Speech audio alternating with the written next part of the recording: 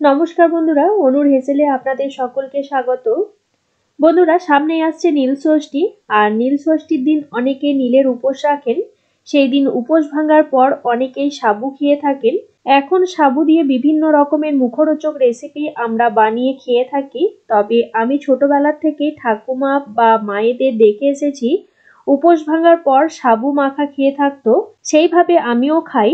সারাদিন উপোস করার পর নিজের জন্য আর সেইভাবে কিছুই বানাতে ইচ্ছা করে না, তখন সাবুর এই রেসিপিটা বানিয়ে খেয়ে দেখতে পারেন। খেতে ভীষণ টেস্টি হয়, আর কোনো রকম হজমের সমস্যাও হবে না এবং পেটও ভরা থাকবে বেশ অনেকক্ষণ। ভিডিওটা সম্পূর্ণ দেখুন আমি কিভাবে সাবুর রেসিপিটা বানাচ্ছি। ভালো লেগে থাকলে অবশ্যই কমেন্ট করে জানাবেন। তাহলে আসুন শুরু করি আমার আজকের রেসিপিটি। প্রথমেই একটা বাটির মধ্যে নিয়ে নেব মেজারমেন্ট কাপের 1 কাপ সাবুদানা। আমি 1 কাপ নিয়েছি, আপনারা যে যতটা খেতে ভালোবাসেন সেই হিসাব অনুযায়ী সাবুটা নেবেন।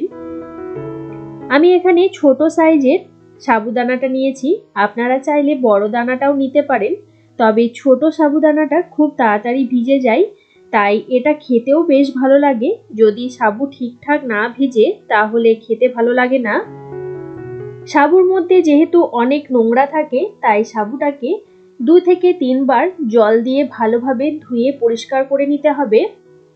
যদিও আমি প্যাকেটের সাবু ব্যবহার করছি, তাই খুব একটা নোংরা নেই, তাও ভালোভাবে ধুয়ে পরিষ্কার করে নেব।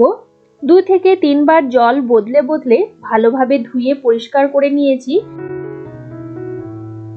এবার বেশ অনেকটা পরিষ্কার জল দিয়ে 4 থেকে 5 ঘন্টা ভিজিয়ে রাখবো সাবুটা। খাবার 4-5 ঘন্টা আগে সাবুটা ভিজিয়ে রাখলে সাবু বেশ ভালোভাবে ভিজবে, তা না হলে শক্ত শক্ত থেকে যাবে। এখন 5 ঘন্টা পরে আমি আপনাদের দেখাচ্ছি। দেখুন সাবুটা বেশ সুন্দরভাবে ভিজেছে, আর ভিজে কতটা ফুলেছে দেখুন। খুব সুন্দরভাবে নরমও হয়ে গেছে। একটা আঙ্গুলে করে চাপ দিলেই দেখুন সাবুটা কি সুন্দরভাবে ভেঙে যাচ্ছে। এইরকম ভাবে সাবু যদি ভেজে তাহলে খেতে বেশ ভালো লাগে। আমি আজকে যে রেসিপিটা আপনাদের দেখাচ্ছি সেটা শুধু নীল ষষ্ঠী বলে না, আপনারা যে কোনো উপোসের দিন সাবুর এই রেসিপিটা ট্রাই করতে পারেন। দেখুন আমি এখানে কিছু ফল কেটে নিয়েছি। যেমন নিয়েছি আপেলটা ছোট ছোট করে কেটে রেখেছি। আর নিয়েছি আঙ্গুরটাও হাফ করে কেটে রেখেছি। এখানে আছে বেদানা। আর নিয়েছি কিছুটা ছোট টুকরো করে কেটে নেওয়া খেজুরটা অপশনাল, আপনাদের যদি অপছন্দ হয় নাও দিতে পারেন। আর আছে 5টা কলা, নিয়েছি 4টা সন্দেশ। চাইলে আপনারা আপনাদের পছন্দ মতো ফল অ্যাড করতে পারেন। সাবুর মধ্যে যে অতিরিক্ত জলটা ছিল সেটা অল্প একটু ফেলে দিয়ে তারপর এর মধ্যে দিয়ে দিচ্ছি 5 টেবিল চামচ চিনি। আপনারা যদি চিনি অপছন্দ করেন তাহলে গুড় দিয়েও করতে পারেন। আর মিষ্টিটা আপনারা আপনাদের পছন্দ মতো দিয়ে নেবেন। দিয়ে দিলাম 4 টেবিল চামচ গুঁড়ো দুধ। আর দেব 3 টেবিল চামচ নারকেল কোড়া। এগুলো দিলে কিন্তু সাবু মাখাটা খেতে বেশ ভালো লাগে। দেব 4 টেবিল চামচ লাল মিষ্টি দই।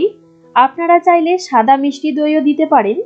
এবার এর মধ্যে দিয়ে দেব খোসা ছাড়িয়ে রাখা কলাগুলো। এবার কলাগুলো খুব ভালো করে চটকে নেব। এরকম আরো নতুনত্ব রেসিপি দেখতে হলে যদি আপনি ফেসবুক বা ইনস্টাগ্রাম থেকে ভিডিওটা দেখে থাকেন, আমার পেজটাকে ফলো করে দেবেন।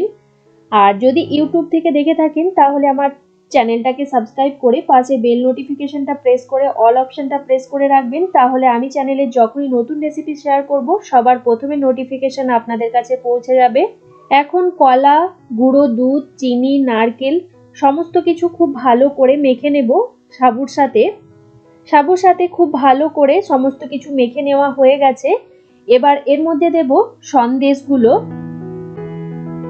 সন্দেশগুলো হাতে করে একটু ভেঙে ভেঙে দিচ্ছি যাতে সাবুর মধ্যে ভালো করে মিশে যায়। সন্দেশগুলো ভালো করে ভেঙে নেওয়া হয়ে গেছে। এবার সাবুর মধ্যে ভালো করে মেখে নেব। এইভাবে সাবু মাখা খেতে কে কে ভালোবাসেন অবশ্যই কমেন্ট করে জানাবেন। সবকিছু দিয়ে খুব ভালো করে মেখে নেওয়া হয়ে গেছে।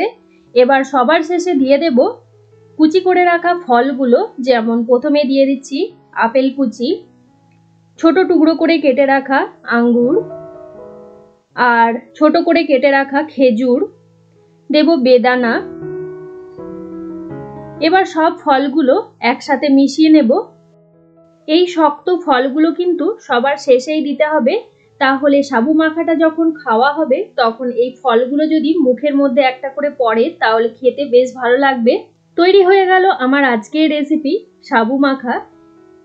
আমার আজকের এই সাবু মাখার রেসিপি আপনাদের কেমন লাগলো অবশ্যই কমেন্ট করে জানাবেন।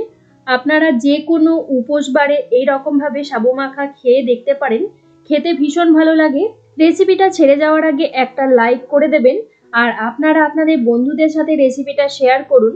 যারা যারা এখনো পর্যন্ত আমার চ্যানেলটা সাবস্ক্রাইব করেননি তারা সাবস্ক্রাইব করে পাশের বেল নোটিফিকেশনটা প্রেস করে রাখবেন, তাহলে আমি চ্যানেলে যখনই কোনো নতুন রেসিপি শেয়ার করব সবার প্রথমে নোটিফিকেশন আপনাদের কাছে পৌঁছে যাবে। আজকের মতো এই পর্যন্ত, আবারও কোনো নতুন রেসিপি নিয়ে হাজির হব আপনাদের কাছে। আপনারা ভালো থাকবেন, সুস্থ থাকবেন। ধন্যবাদ।